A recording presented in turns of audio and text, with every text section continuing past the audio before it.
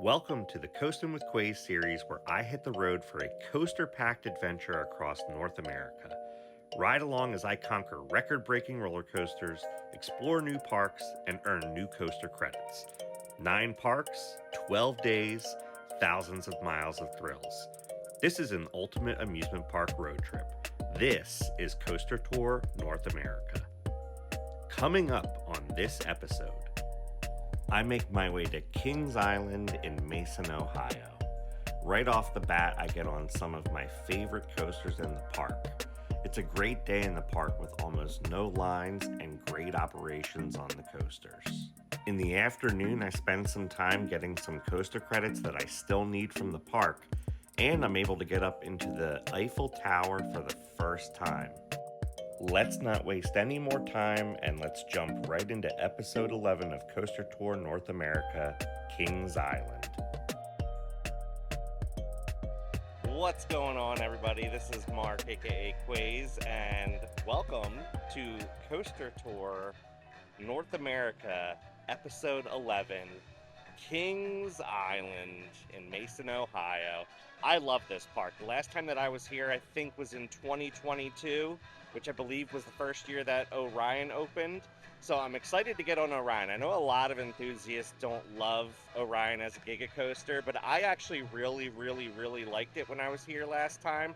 So let's see if I still keep it as my number one for this park, or if something like Mystic Timbers or Diamondback will take that over.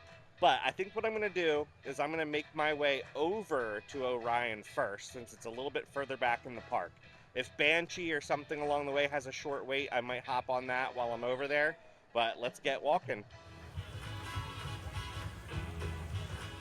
Just like King's Dominion in Canada's Wonderland, the entrance to Kings Island has the beautiful fountain with International Street.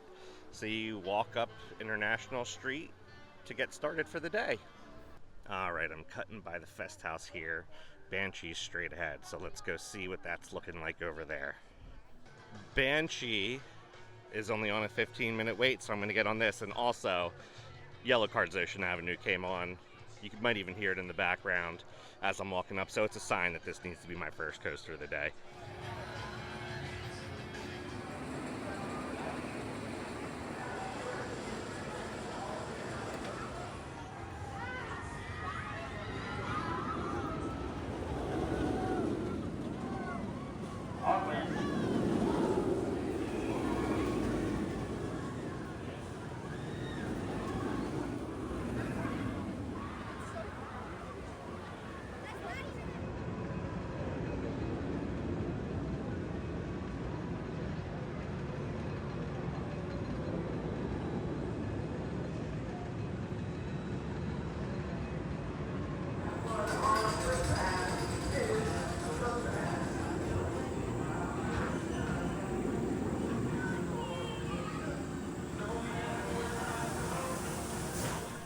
Banshee was a phenomenal way to start my visit here at Kings Island. I don't even think it was a 10-minute wait.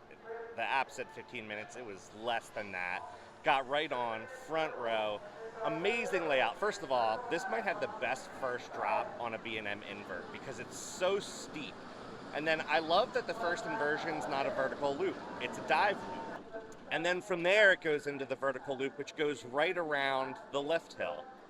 A lot of the inversions are big, they're spread out, so some people kind of say that that's a knock against Banshee because people like the tighter inversions and things on B&M inverts. They're a little bit more intense, but I still think that this ride has a lot of intensity to it. So great first ride.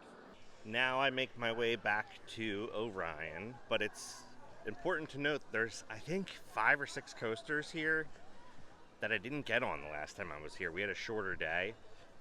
2 of which are both sides of the wooden racing roller coaster, the Racer. So if that's running, I'm probably going to get on that before Orion to get those 2 credits.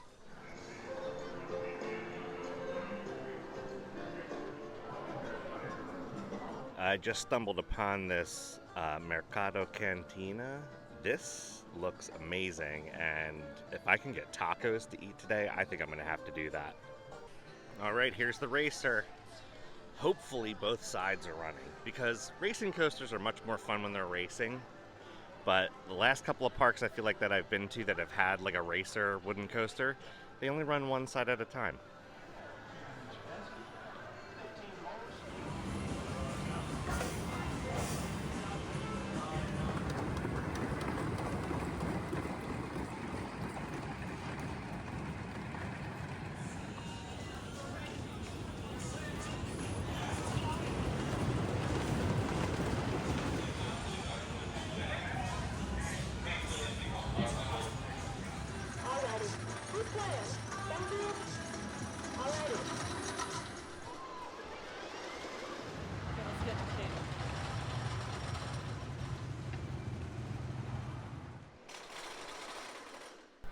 Just like that, 2 new credits. I rode the red side with a red racer first and lost, and then I rode the blue racer second and won.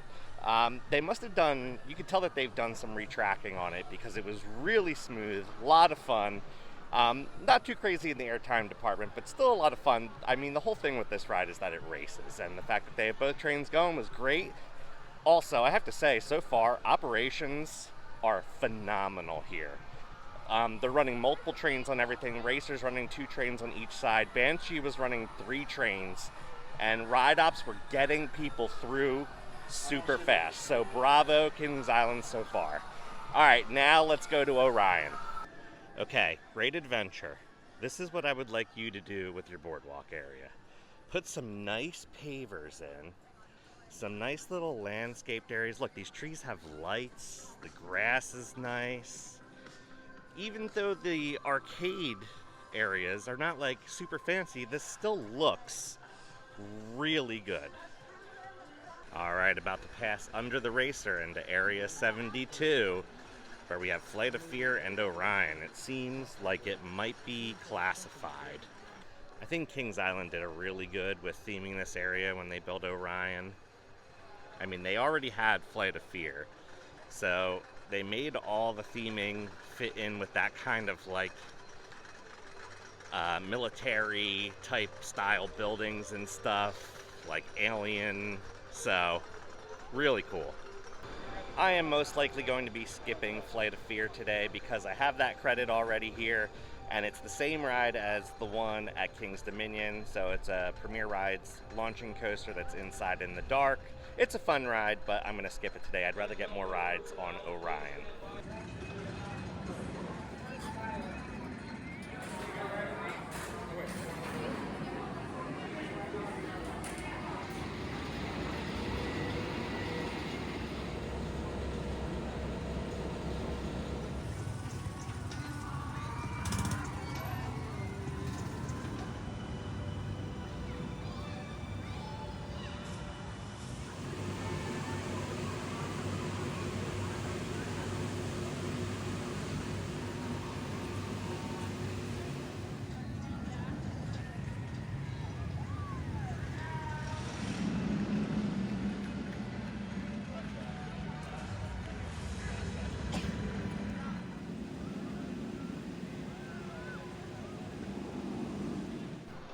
You know, I really do not understand the hate that Orion gets from coaster enthusiasts. People call it mid. This is a fantastic ride. Don't get me wrong, it is not the best B&M Giga. I would say of the 3 B&M Gigas of Orion, Leviathan, and Fury, it's my least favorite, but it's still a phenomenal ride. The first drop is great. The wave turn is okay. I get a little bit of lateral motion to the right on that, and then that first big turnaround also okay. But the second half of the ride is awesome. The speed hill at the bottom of the big turnaround, excellent airtime if you're in the first half of the ride. The second airtime hill, which is a little bit larger, again, if you're in the first half of the train, great airtime. And then that big upward helix, I gray out hard on that every time I ride. And then the best moment of the ride is that rotating airtime hill right at the end. You get amazing airtime. So I just got 3 rides, rows 2, 4, and 7. I prefer the first half of the train, but this is an amazing coaster. I'm glad that this park put it in. I think people need to cut it a little bit of a break. People are a little bit too hard on it because I think people just put Leviathan and Fury up on this pedestal. And for good reason, because those are both like top 5 rides for me. But give Orion a little bit of credit. It's a great ride. Okay, I think next order of business is to make my way across to the other side of the park and get a ride on Mystic Timbers and Diamondback. I will probably be passing the Beast, but I've never had a night ride on the Beast, and I'm going to be here till park close, which is at 8 o'clock, so it's not like full night, but closest thing to a night ride I can try to get on the Beast. So I'm not going to get on the Beast quite yet, but there's Diamondback. Alright, popped into a little gift shop and they have some nano coasters here. I definitely want to get the Orion nano coaster before I go, because I'm trying to get all of the Giga nano coasters that I can get. I'd also like to get a sticker, but I'm finding that stickers are few and far between when I get to the parks now. Got the Eiffel Tower. I was walking across the park and I almost forgot about the Queen City Stunt Coaster, which used to be called the Backlot Stunt Coaster, but the last time I was here, this was not running. So the line actually doesn't look too bad. So I'm going to get a quick ride on this and get this credit.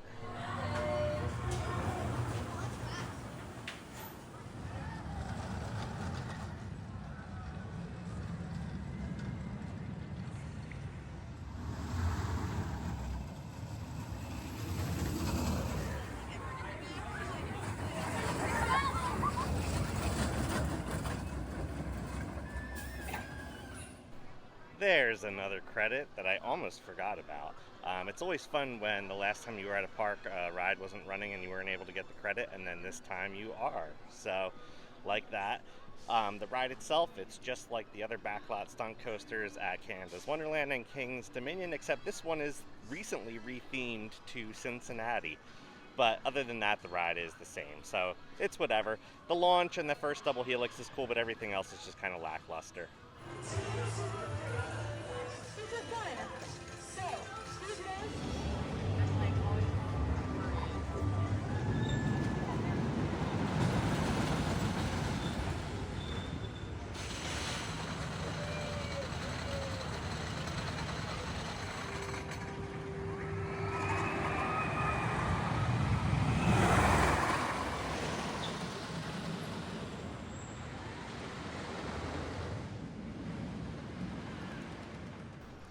I'm going to be putting out some coaster enthusiast hot takes today, but Orion is better than Mystic Timbers. I just got 2 rides on it, once in like row 4, and then once in the second to last row, which is row 11.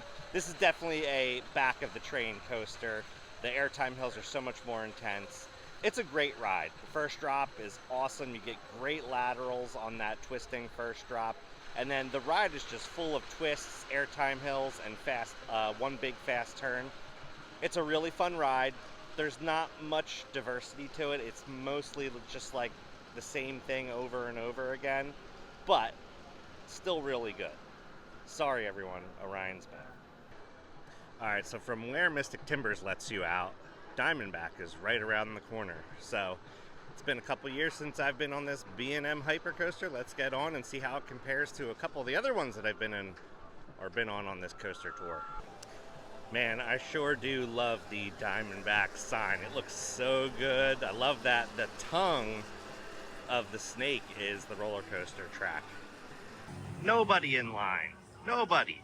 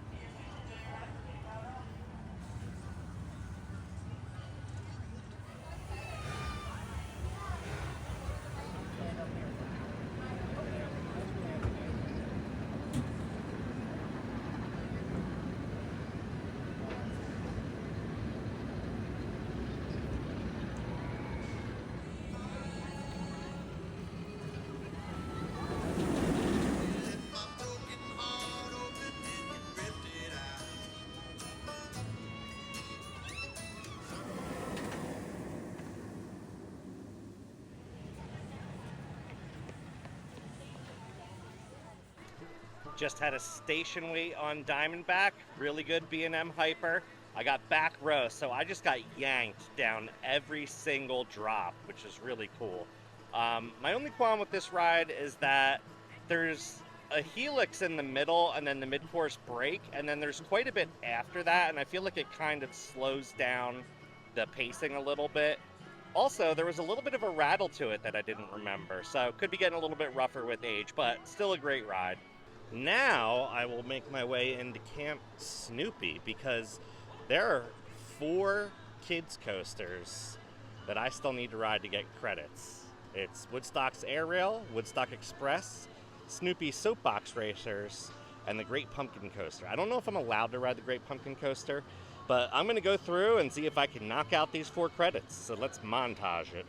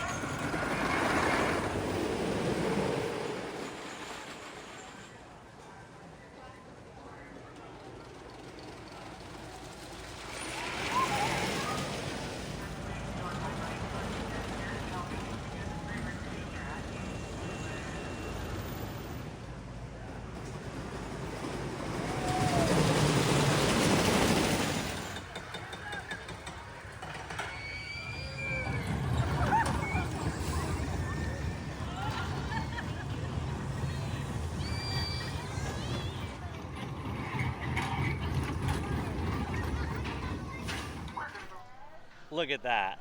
Got all 4 credits in Camp Snoopy and Planet Snoopy, including the Great Pumpkin Coaster. So that means I've been on every roller coaster here at Kings Island, so now I can just ride whatever I want. You guys, the Eiffel Tower is open.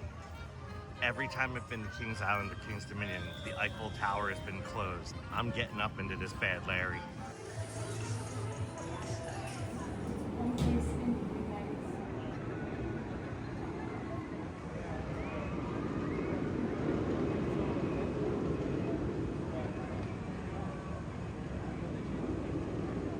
Wow, that was so cool. You can see everything from up there. The attendant said it's 314 feet tall, so you're just above the height of Orion, so it's kind of cool. You're like level with the top, but the views of the roller coasters are so cool. It almost feels like you're looking at like miniature models, like you're looking at like the nano coasters of each coaster. So I was glad I was able to get up into this Eiffel Tower. I hope that the next time I get to King's Dominion, I can get up into that one, because I have heard it's now open. When I went earlier in the year, it was not, so now it should be. Also, when I was up in the Eiffel Tower, the attendant did mention on the way down that the park closes at 8, there's no fireworks, and that got me thinking. There's no possibility of a night ride on the Beast because it's still going to be light outside when the park closes. So, I think it's time to go get a ride on the Beast, so let's walk over there. As I make my way over to the Beast, I'm walking through the Tower Gardens over here next to the Eiffel Tower. I've never seen this before, and there's all kinds of Eiffel Tower models, and they're themed to different roller coasters around the park, so that's really cool. They've also got little fun facts in the pavers about when certain rides opened and things, so very, very cool little touch. As you can see by the footprints, it is time for the Beast.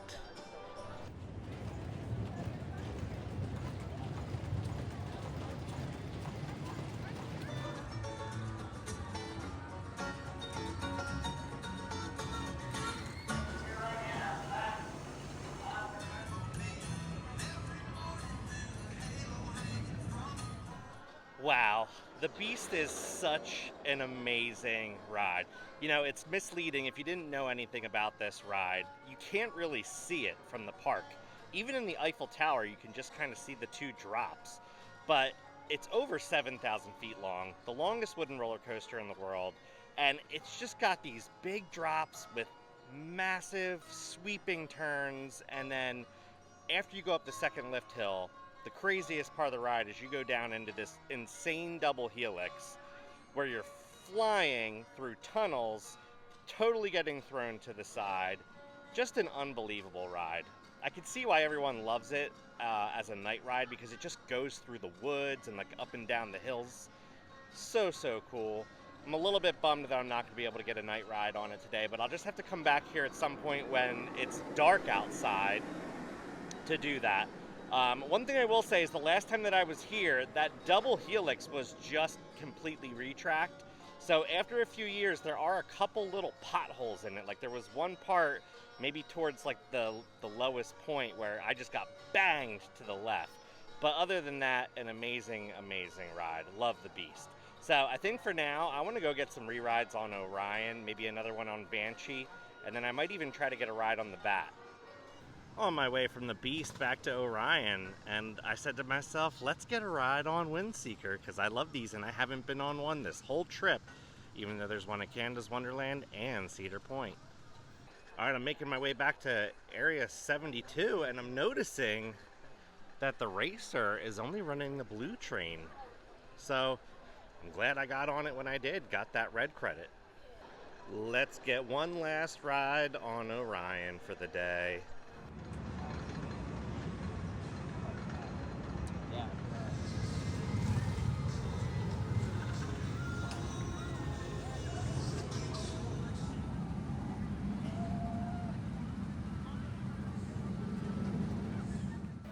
Another great ride on Orion. You know, when I was talking about the ride earlier, I forgot to mention there's another great moment right towards the end of the ride. After you finish the big turnaround where I always gray out, there's a nice little head chopper as you dive underneath the first drop, so that's a really cool moment. Only did one ride, so 4 total on the day. I think now I'm going to try to get over to Banshee and get a re-ride on that. And then I think the Bat will probably be my last ride of the day. So I stopped to eat a little bit ago because it said that the taco, like the Enrique's Cantina place, was closed, but it's open. I got a burger somewhere else. I would have came here and had a burrito. Oh well, moving on. Come on, Banshee. Let me tell you, Banshee looks beautiful at golden hour.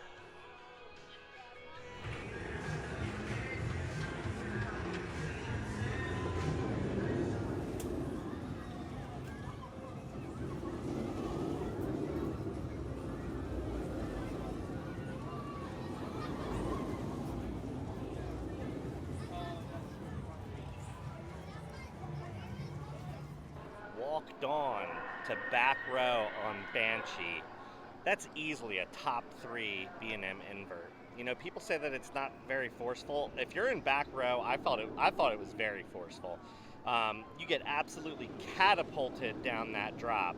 And then all of the inversions and valleys are pretty forceful, especially the bottom of the bat wing about halfway through the ride. You dive down, go to the valley, get a lot of positive G's, and then come out. So great ride. And Banshee dumped me right here at the entrance to the Bat, the Aerodynamics suspended coaster. The last one that I went on was Vortex at Canada's Wonderland. I skipped Iron Dragon at Cedar Point because that one's kind of mid. But if I remember correctly, this one was pretty fun. So I think this is going to be my last ride of the day. If you've never been on the Bat before, you have to just kind of like really walk far from the entrance. You can't even see the roller coaster from the entrance. So you just kind of wind down this sidewalk and pathway, and then eventually you make it to the station. Oh, now I can actually see it. There it is in the distance.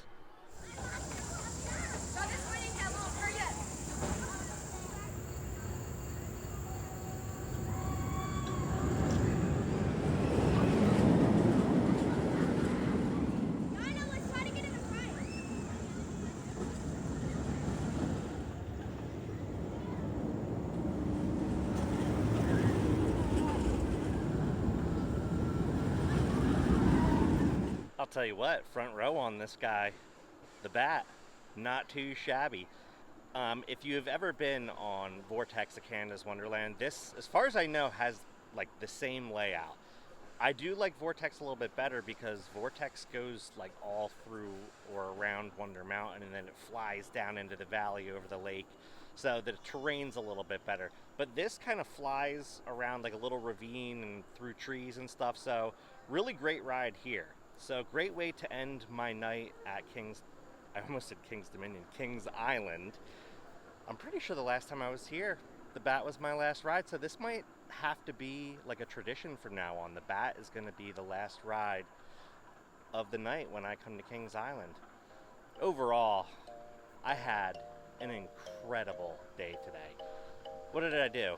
I got on Banshee twice, Orion 4 times, both sides of the racer, Mystic Timbers twice, Diamondback once, Queen City Stunt Coaster once, all 4 kids coasters. I mean, I could have done Adventure Express, just didn't really feel like it. And Vertigo wasn't open today, didn't need to ride that. Don't really care to ever ride that again. And I think that's it. Oh no, how could I forget the Beast? There goes the Bat. So, fantastic, fantastic day. If you are ever planning on coming to Kings Island, come here in the middle of August, like last full operating week, because there's no crowds. Everything's pretty much a walk-on. It's the best time to come here. You're gonna have an amazing time on all the rides if you do that. So that's gonna end episode 11, which means there's only one more episode of Coaster Tour North America left. And for the finale, I'm heading to none other than Kennywood. I've never been there before, super excited. And we're gonna have 2 special guests to finish out the series. Couple of my best friends, Kevin and Melissa, are gonna be meeting me at Kennywood. So can't wait to get over there by Pittsburgh, get on some coasters for the first time, and finish out this series. So until next time, everybody, keep on coasting.